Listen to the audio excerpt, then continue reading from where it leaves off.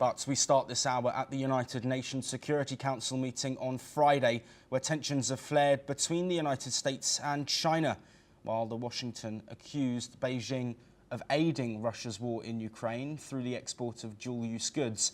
China refuted the claims and warned against confrontation.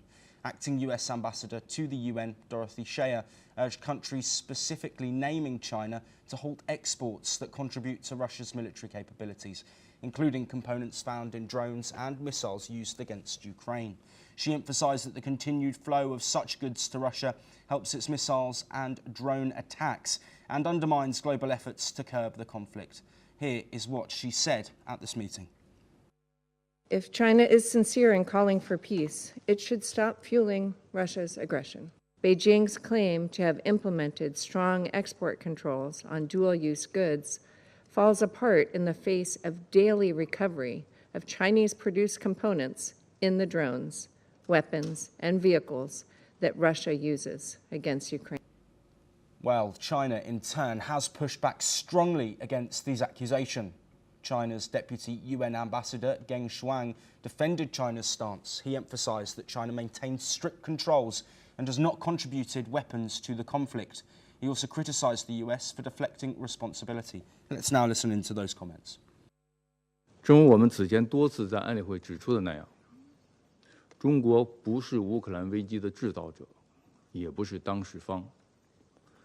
中国从未向冲突任何一方提供过致命武器，始终严格管控军民两用物项，包括无人机的出口。我们敦促美方停止在乌克兰问题上甩锅推责、制造对立，多为停火止战、劝和促谈做出一些切实的努力。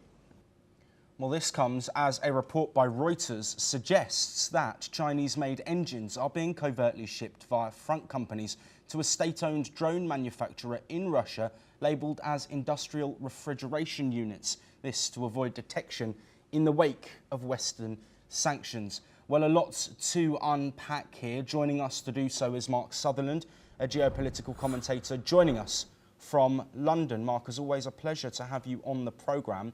Let's first look at these US comments. Of course, we know that there are potential sanctions coming, not just on Russia, but also tariffs that would be implemented on third-party countries buying Russian energy.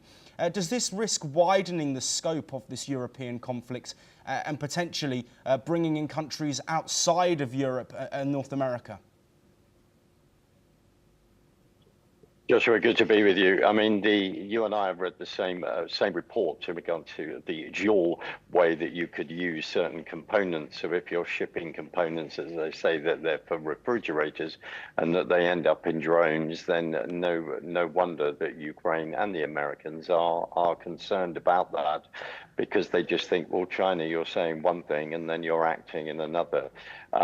You are right. There is always a concern that this could widen, but the other context is that China is seeking for the bipolar world to then take over in regard to the economic strength of America. That is what it's constantly working to do.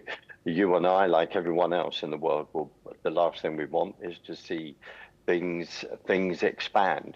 So people need to be honest on both sides. If they're finding resources that are being used for drones when they're supposed to be for fridges and vice versa, America suddenly, is going to put more potential armaments in the Ukrainian hands, either bought by NATO, etc. Then on both sides, people need to get together and de-escalate this, as we discussed the other day when Ukraine and Russia met in Turkey.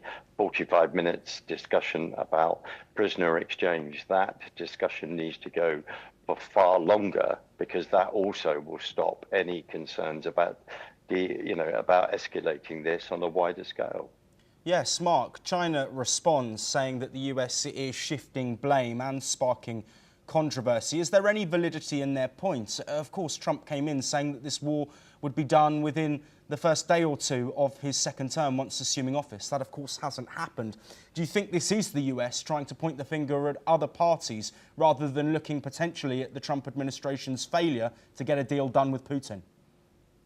But the US is also concerned, as I was just saying, about the economic strength of China and them trying to take their position. You and I both know that within the sort of news feed, there are comments, there is brinkmanship, and we want to see both sides on all sides of this conflict, and including in this economic war, then to actually sit down and de-escalate. We want to see more talking instead of the appalling fighting that's going on, Josh.